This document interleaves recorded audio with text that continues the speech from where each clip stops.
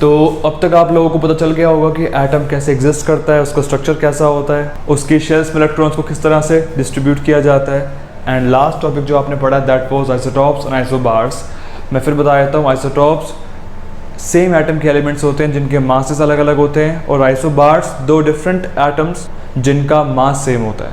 Okay, अब आपने एक और चीज़ पढ़ी थी मास नंबर, और आपने नोटिस किया होगा कि मोस्टली जो मास नंबर्स थे उनके वैल्यू नेचुरल नंबर के फॉर्म में थी, जैसे कि 1u, 4u, 7u, 10u। और मास नंबर का मतलब होता है the sum of number of protons and neutrons, जो कि ऑफ कोर्स हमेशा नेचुरल नंबर फॉर्म में होंगे, क्योंकि half proton half neutron exist नहीं कर सकता, तो इसलिए मास भी कोई फ्रैक्शन में नहीं आएगा। So mass can not be like 27.2u या 35.1u of a single atom. लेकिन क्लोरीन का मास अगर आपने याद किया हो तो दैट वाज 35.5u। अब जो मास नेचुरल नंबर में ही एग्जिस्ट करना चाहिए, it can not exist in decimal state. फिर क्लोरीन का मास डेसिमल में क्यों आ रहा है? और सिर्फ क्लोरीन ही नहीं, बहुत सारे एटम्स का मास हम लोग डेसिमल में लेते हैं, और ये डेसिमल में मास देखते ही बच्चों को जो पहली बात क्लिक होती है वो ये होती है कि कोई एक प्रोटॉन या न्यूट्रॉन में भी हाफ एग्जिस्ट कर रहा है, तो वो चीज़ तो पॉसिबल नहीं है कि हाफ न्यूट्रॉन हो। जैसे कि क्लोरीन का मास हम लोग जो लर्न करते हैं दैट इज़ 35.5। अब ये जस्ट आप लोगों ने पढ़ा है कि ये दो चीज़ें मिलकर बनता है प्रोटॉन्स एंड न्यूट्रॉन, ये नंबर। अब अगर मान लो क्लोरीन के अंदर क्योंकि 17 एटॉमिक नंबर है तो 17 प्रोटॉन्स होंगे, तो इसका मतलब क्या है, बाकी 18.5 न्यूट्रॉन्स तो हो सकते ही नहीं, तभी तो मास कितना आ रहा है इसका 35.5 आ रहा है। तो ऐसा क्यों है कि न्यूट्रॉन नेचुरल नंबर्स में ही मिलेंगे और तब भी मास आपका डेसिमल फॉर्म में आएगा? क्योंकि हम लोग क्या करते हैं, जितने भी एलिमेंट के आइसोटॉप्स अवेलेबल हैं उनका हम लोग एवरेज एटॉमिक मास लेते हैं। तो यही आपका नेक्स्ट टॉपिक है, average atomic mass of isotopes, which means जितने भी आइसोटॉप्स के मासेस अवेलेबल हैं उसमें उसकी परसेंटेज के अकॉर्डिंग उसका मास निकाल दो, and then we'll use that average value, not a specific value of any specific atom, क्योंकि वो लेना गलत होगा, क्योंकि बाकी जब आइसोटॉप एग्जिस्ट कर रहे हैं तो आप उसके मास का भी थोड़ा बहुत कंट्रीब्यूशन लोगे। फॉर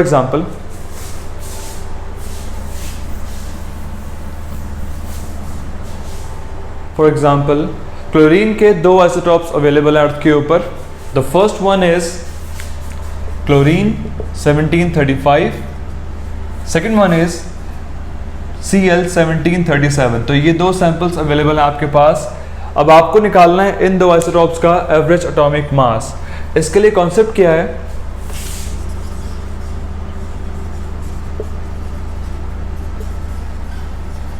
कॉन्सेप्ट कह लो या फिर फॉर्मूला कह लो कि how can you find the average mass of any two isotope और इवन 3 आइसोटॉप। आपको मास निकालने के लिए उसकी परसेंटेज दी होनी चाहिए। मींस एटमॉस्फेयर में या फिर हमारे एनवायरनमेंट में या वी कैन से हमारी अर्थ पे ये कितना कितना परसेंट एग्जिस्ट कर रहे हैं। जैसे क्लोरीन एग्जिस्ट करता है 75% और ये वाली वैल्यू एग्जिस्ट करती है 25%, मिला के कितना हो गया 100%।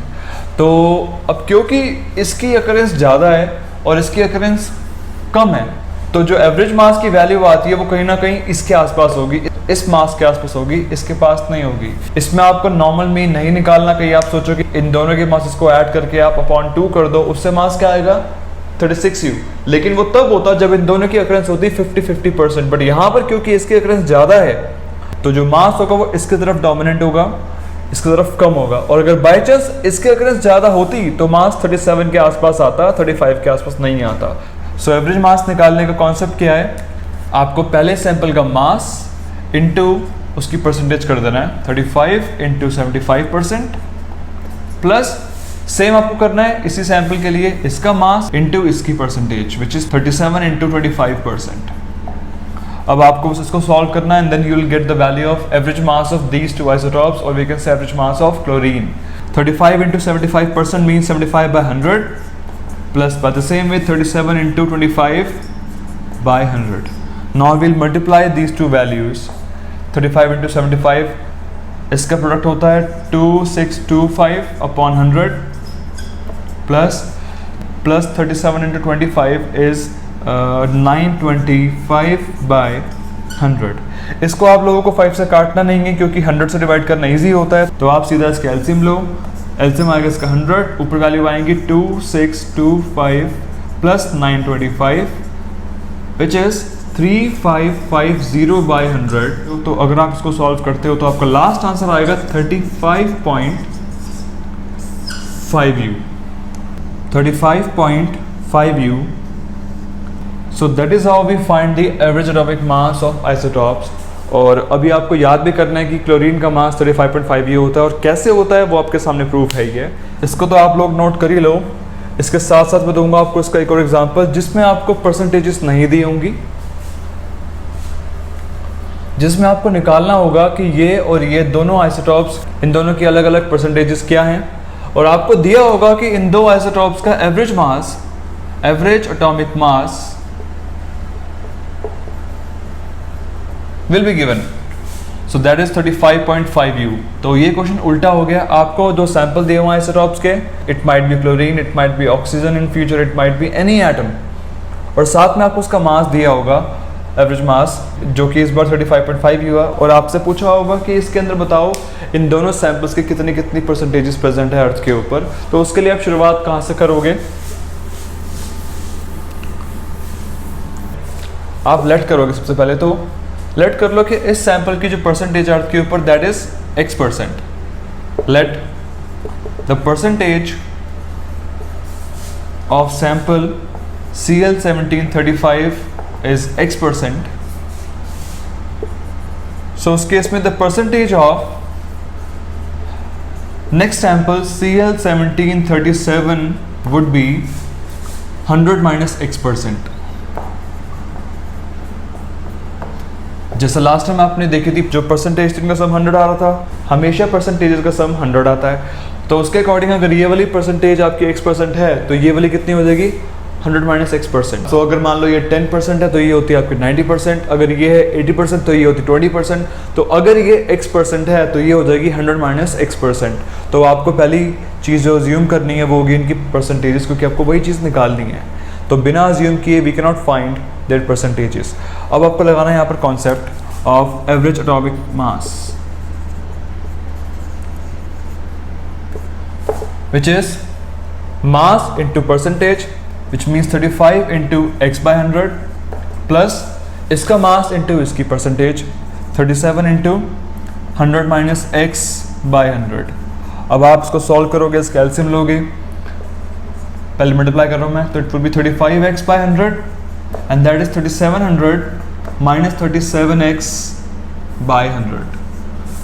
अब इसका एलसीएम आएगा आपका टोटल 100, और ऊपर वैल्यू आएगी 35x प्लस 3700 माइनस 37x। और साथ में आपको भूलना नहीं है कि आपको इस बार वैल्यू दी हुई है एवरेज मास की, विच इज़ 35.5।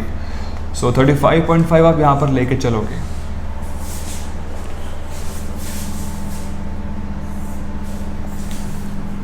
अब आप इसको सॉल्व करो आगे। क्रॉस मल्टीप्लिकेशन से 35.5 into 100 would be 35.5 into 100 is equal to 35 में से गए 37x, तो that would be minus 2x plus remaining value is 3700। 35.5 into 100 is 3550, और यहाँ से वैल्यू आपकी आ रही है minus 2x plus 3700। Now negative 2x को आप ले आओ लेफ्ट साइड पे तो वो पॉजिटिव वैल्यू बन जाएगी, और इसको ले जाओ उस तरफ, so it's 3700 minus 3550।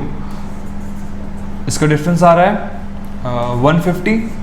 So x आ गया आपका 75, which means the percentage of sample Cl1735 जो आपने लेट करी थी ऊपर अभी x%, वो आपके आगे 75%, जैसे आपको लास्ट पहले क्वेश्चन में दी हुई थी, and the percentage of sample chlorine 1737 जो आपने लेट की थी 100 माइनस x%, वो हो जाएगी 100 माइनस 75 विच इज 25%। तो ये क्वेश्चन आपको इस तरह से भी आ सकता है जिसमें आपको मासेस दिए होंगे और आपको दो सैंपल की परसेंटेजेस खुद निकालनी होंगी। तो इसको भी नोट कर लेना, और इसका पिछला वाला क्वेश्चन भी आप प्रैक्टिस कर लेना। बाकी इसके चांसेस ज़्यादा हैं आने के, क्योंकि इसमें कैलकुलेशन वाला पार्ट थोड़ा सा लंबा है कंपैरेटिवली।